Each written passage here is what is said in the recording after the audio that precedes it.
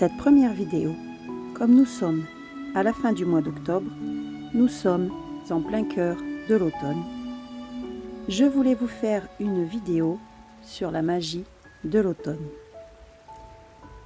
Nous allons faire ensemble un tour d'horizon des énergies de l'automne, de ses caractéristiques, mais aussi les célébrations qui y sont rattachées. Nous allons commencer avec les énergies de l'automne. L'automne peut être résumé en une phrase: ce qui doit mourir pour renaître. En effet, l'automne représente la nature qui ralentit, la nature qui meurt et la lumière qui descend. C'est une saison intermédiaire entre la saison très lumineuse qu'est l'été et la saison peu lumineuse qu'est l'hiver. La nature a fini son cycle et des choses doivent mourir. Alors, la nature ralentit pour équilibrer les organismes.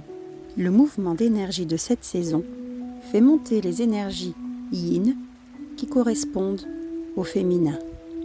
Le féminin, c'est la nuit, le côté passif, la lune, l'intuition, le froid, l'introspection et la douceur. Ces énergies vont s'installer jusqu'à la fin de l'hiver. En cette saison, les énergies telluriques, c'est-à-dire les énergies de la Terre, baissent. Cela peut entraîner beaucoup de fatigue. Il est alors recommandé de faire des bains de pieds chauds le soir. Les énergies yang, qui étaient présentes tout au long de l'été, commencent à descendre. Ces énergies correspondent au masculin, au jour, au côté actif, au soleil, à la chaleur et à la dureté. Dans la médecine chinoise, suivant le calendrier énergétique, l'automne commence plus tôt que chez nous, il commence vers le 7 août. Dans le cycle des saisons, l'automne est la saison de la récolte et du temps des moissons. D'un point de vue énergétique et symbolique, l'automne est en lien avec l'élément métal et la sécheresse. Il est alors recommandé de consommer des aliments humidifiants, des liquides et des soupes. Sauf, bien sûr, si vous avez des problèmes de santé particuliers, demandez toujours conseil à votre médecin. Au niveau des émotions, il est associé à la tristesse, qui est gouvernée par les poumons. Dans les points cardinaux, il est relié à l'ouest.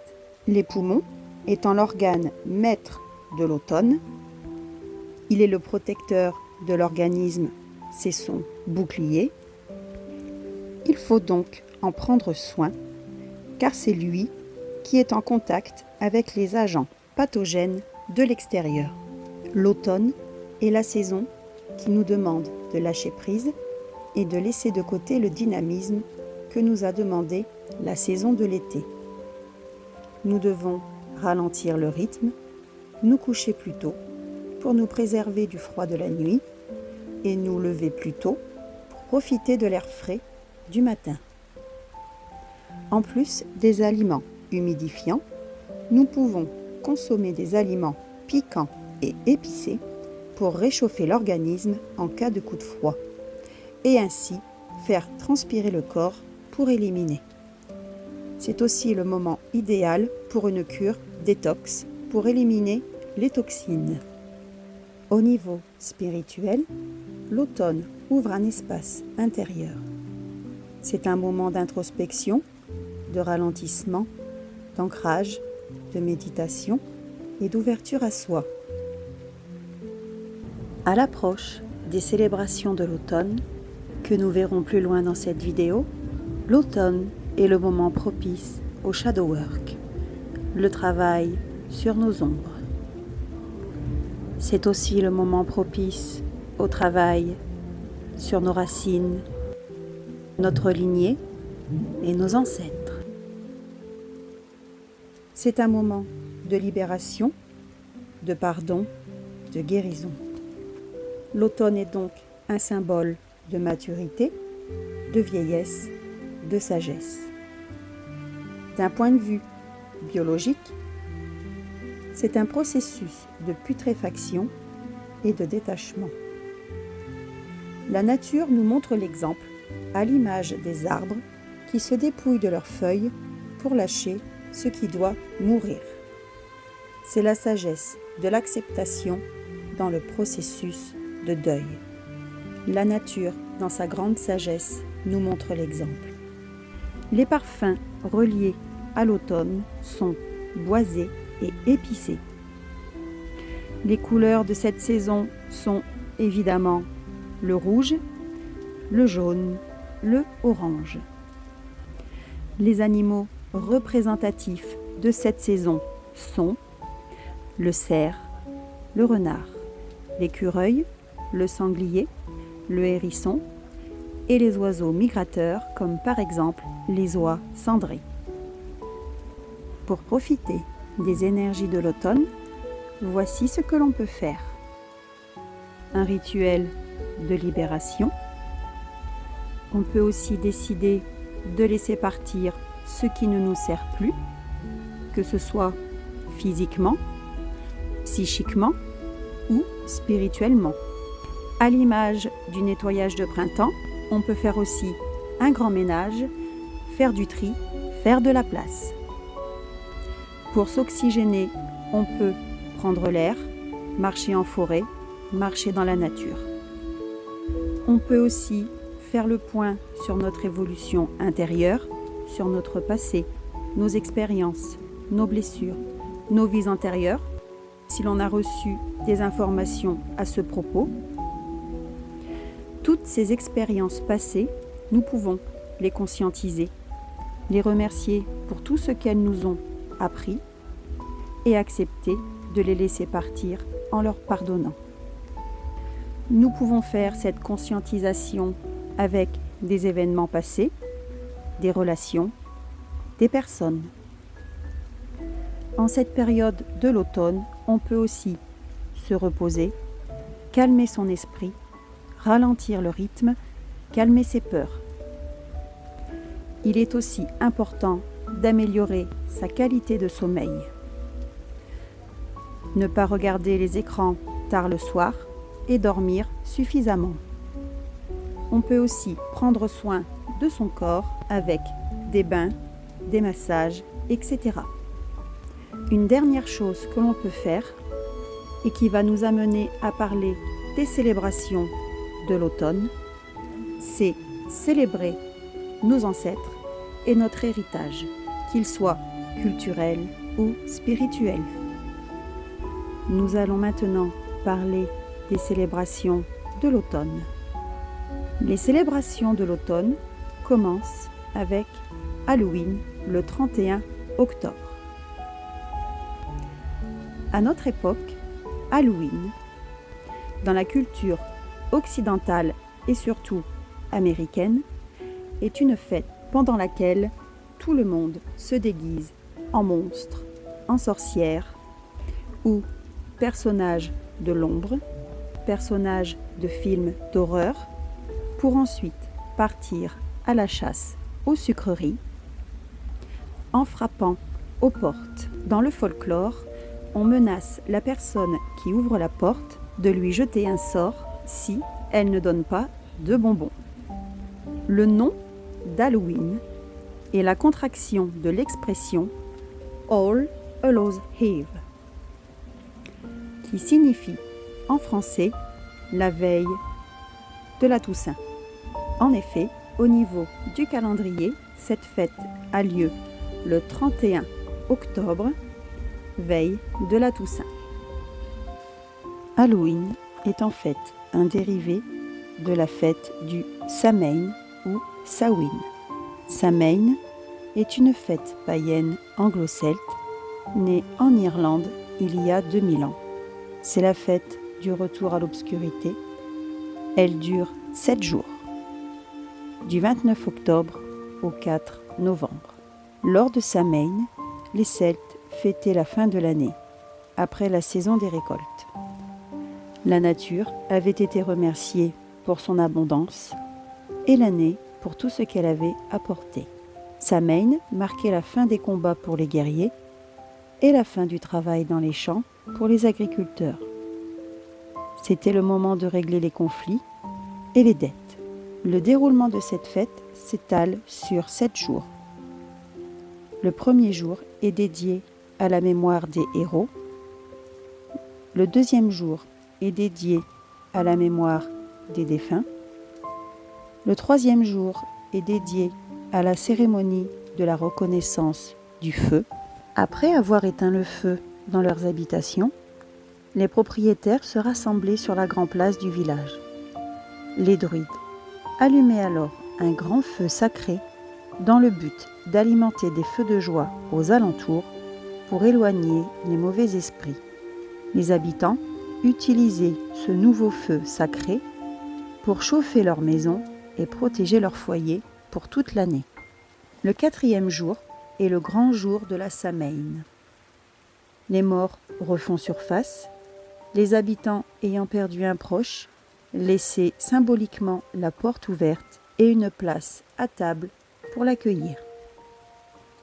Le 5e, 6e et 7e jour étaient dédiés aux rassemblements populaires et aux rassemblements familiaux. À ce moment de l'année, le voile qui sépare l'au-delà et notre monde est très fin, surtout le soir du 31, ce qui explique la cérémonie du feu le 31 et le retour des défunts le 1er novembre. À ce moment-là, on peut se connecter et recevoir des messages de l'au-delà et des défunts plus facilement. C'est pour cette raison que maintenant, à Halloween, on creuse des citrouilles et on en fait des lanternes pour éloigner les mauvais esprits. En effet, on croyait que cette nuit-là, tous les esprits erraient sur terre pour passer dans l'au-delà. Les Celtes suivaient un calendrier lunaire et Samhain ou Samhain en est le nouvel an. C'est aussi le nouvel an pour les sorcières. Samhain est une fête de transition et de passage vers l'autre monde. C'est le passage de la saison claire à la saison sombre. Elle reflète le cycle de la nature et en marque la fin, puisque le calendrier celte se cale au rythme de la nature et des saisons. À cette période, un parfum de mort plane sur notre monde. Parlons maintenant de la fête qui a lieu le 1er novembre, la Toussaint. La Toussaint est une fête catholique qui honore tous les saints et les martyrs, connus ou inconnus. Quand le pape Grégoire IV, en 835, choisit cette date pour les saints du catholicisme, il a été supposé que cela pourrait être une tactique de l'Église pour détourner les rites païens, puisque le 1er novembre tombe en plein milieu des célébrations du Samhain. Ensuite, le 2 novembre, nous avons la fête des défunts. En 998, la fête des trépassés, comme on l'appelait à l'époque, fut placée au lendemain de la Toussaint par l'Église catholique pour placer de manière symbolique les défunts sous la protection des saints. Ou était-ce encore une tactique déguisée pour perturber, une fois de plus, les célébrations païennes?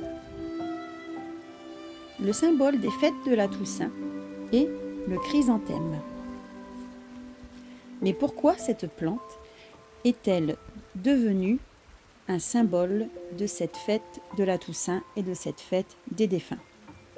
Jusqu'au XIXe siècle, la tradition voulait que l'on dispose des bougies sur les tombes. C'est en 1919, pour le premier anniversaire de l'armistice, que le président Raymond Poincaré a appelé tous les Français à venir fleurir les tombes des soldats morts au front. Le chrysanthème fut choisi à cause de sa floraison à cette époque et surtout de sa résistance aux basses températures. La tradition s'est ensuite étendue aux tombes de tous les défunts. Un peu plus loin que chez nous, dans les pays latins et surtout au Mexique, il y a ce qu'on appelle la Dia de los Muertos. On l'appelle aussi le Halloween mexicain. Cette fête est célébrée pour accueillir les âmes qui rendent visite à leurs proches et reviennent sur Terre durant cette période. Les familles érigent des autels décorés et parés d'offrandes pour la visite de leurs défunts. La figure emblématique de cette fête est la Santa Muerte. La Santa Muerte est aussi connue sous le nom de la Santissima Muerte. C'est la déesse bien-aimée de la mort dont les origines remontent à la période préhispanique du Mexique. Les Mexicains la connaissaient aussi sous le nom de la Dame des Morts.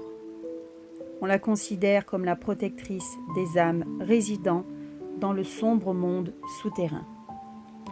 La Dia de los Muertos est chère au cœur des Mexicains. Cette fête est l'occasion pour eux d'honorer leurs ancêtres et leur mémoire, ainsi que les divinités. Lors de cette fête, les Mexicains et les Latins honorent leurs ancêtres en érigeant des autels à leur mémoire et en leur faisant des offrandes et en allumant des bougies. Voilà ce que l'on peut dire des célébrations de l'automne. Maintenant, je vais vous donner des petits rituels que vous pouvez faire pour vous mettre au diapason, en harmonie avec les énergies de cette saison. À l'image des célébrations mexicaines, vous pouvez ériger des autels à vos ancêtres avec des photos de vos ancêtres, des photos de vos défunts. Vous pouvez leur allumer des bougies et déposer sur l'autel soit des offrandes ou des objets qui leur ont appartenu. Par exemple, au niveau des offrandes, si par exemple votre grand-mère aimait les bonbons à la violette, vous pouvez très bien, devant sa photo, lui déposer un petit bonbon à la violette, etc., etc. Un autre rituel que vous pouvez faire aussi, c'est une lettre à vos ancêtres pour les remercier pour leur passage sur Terre, pour les remercier de votre venue sur Terre, car c'est grâce à eux que vous avez pu venir sur cette Terre, les remercier pour ce qu'ils vous ont transmis de manière directe ou indirecte, pour les remercier peut-être des apprentissages qu'ils vous ont transmis, de la culture qu'ils vous ont transmis, etc., etc. Dans la lettre, vous pouvez soit les remercier, mais aussi leur pardonner, ou les deux. En dehors de la lettre aux ancêtres, vous pouvez faire aussi une lettre à l'univers, qui cette fois-ci va vous concerner. Vous pouvez mettre dedans toutes les choses que vous voulez laisser partir, à l'image des énergies de l'automne, pour pouvoir vous alléger et vous libérer. Voici un exemple de formulation que vous pouvez utiliser dans cette lettre. Je décide aujourd'hui, de mon plein gré et de tout mon être, et avec amour, de me libérer de, alors ça peut être des peurs, des blocages, etc., etc. Vous pouvez aussi dire, écrire, je me libère de tous mes passés, de tous mes blocages, de toutes mes peurs, de tous mes regrets et de ceux de ma lignée, si vous voulez y inclure votre lignée et vos ancêtres. Il est temps de m'en libérer avec amour pour mon présent et pour tous mes futurs. Et vous pouvez rajouter à la fin de cette lettre la formulation de pardon de la méthode Ho'oponopono. Désolé, pardon, merci, je t'aime. Voilà pour la lettre à l'univers. Cette lettre, vous pouvez la plier et la garder sur vous tout le temps des célébrations. Vous pouvez tous les jours la relire, la lire à voix haute, un peu comme un mantra, la lire en silence, un peu comme une prière. C'est comme vous le sentez. Et une fois qu'elle ne vous sert plus, vous pouvez la brûler. Alors attention quand même en la brûlant de ne pas déclencher d'incendie et de ne pas vous blesser. Prenez toutes les précautions nécessaires. Une autre chose que vous pouvez faire aussi, lorsque vous rendez visite aux membres de votre famille, c'est de parler et de communiquer sur vos familles. Demandez par exemple aux plus anciens de raconter le bon vieux temps ou des anecdotes qui font partie de l'histoire et de l'identité de votre famille. Ensuite, pour ceux qui aiment faire des tirages de tarot ou d'oracle, vous pouvez très bien vous faire un tirage pour faire le bilan de votre année, pour demander un conseil ou faire un tirage en lien avec votre passé, avec vos blocages, etc. ou les choses qui vous ont été transmises par vos ancêtres, ou un tirage dirigé vers vos ancêtres pour recevoir un message ou pour savoir quel blocage ils vous ont transmis ou pour savoir quel talent ils vous ont transmis, pour savoir s'ils ont un conseil pour vous. La période est très propice à ce genre de tirage puisque, il faut le rappeler, au niveau d'Halloween, au niveau de Samhain ou Samhain, le voile entre les deux mondes est très très fin. On peut donc recevoir très facilement des messages de l'au-delà et notre intuition est renforcée. On peut aussi faire des mantras en lien avec l'automne. Je vous mettrai en barre d'infos si j'y arrive parce que c'est ma première vidéo donc je ne maîtrise pas encore tout à fait YouTube. Je vous mettrai en barre d'infos un lien. Je vous mettrai un peu en barre d'infos les sources et les liens nécessaires où vous pourrez trouver des mantras en lien avec l'automne.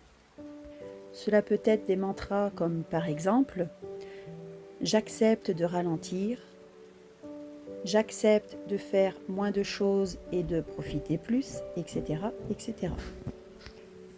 Une autre chose que vous pouvez faire, c'est de la méditation de connexion à la nature. Vous pourrez trouver sur YouTube, il y a énormément de vidéos pour faire des méditations de connexion. Autre chose que vous pouvez faire, toujours en lien avec YouTube, moi j'aime beaucoup faire ça, c'est écouter des musiques d'ambiance en lien avec la saison. Je vais vous mettre pareil en barre d'infos des liens. Ces vidéos, vous pouvez les écouter sur votre téléphone, votre tablette, avec des écouteurs. Moi personnellement, ce que j'aime faire, comme je maîtrise un petit peu l'informatique, j'aime bien me les télécharger. Je télécharge la vidéo complète avec le son et l'image, parce que souvent il y a de très très belles images justement en lien avec le thème de la vidéo. Et je les projette, je les passe dans ma télé, et du coup ça me fait une ambiance chez moi. C'est très très sympa à faire. Je vais d'ailleurs vous mettre quelques exemples, quelques petits extraits, quelques petits passages, puisque cette vidéo est finie. Nous allons donc finir cette vidéo sur une petite note de musique, une petite note de douceur. Je vous remercie infiniment de m'avoir écouté. Si cette vidéo vous a plu, mettez-moi des petits pouces en l'air, abonnez-vous et mettez-moi en commentaire si cette vidéo vous a plu et si vous êtes intéressé par d'autres vidéos dans ce thème. Merci beaucoup, à très bientôt et je vous laisse en musique.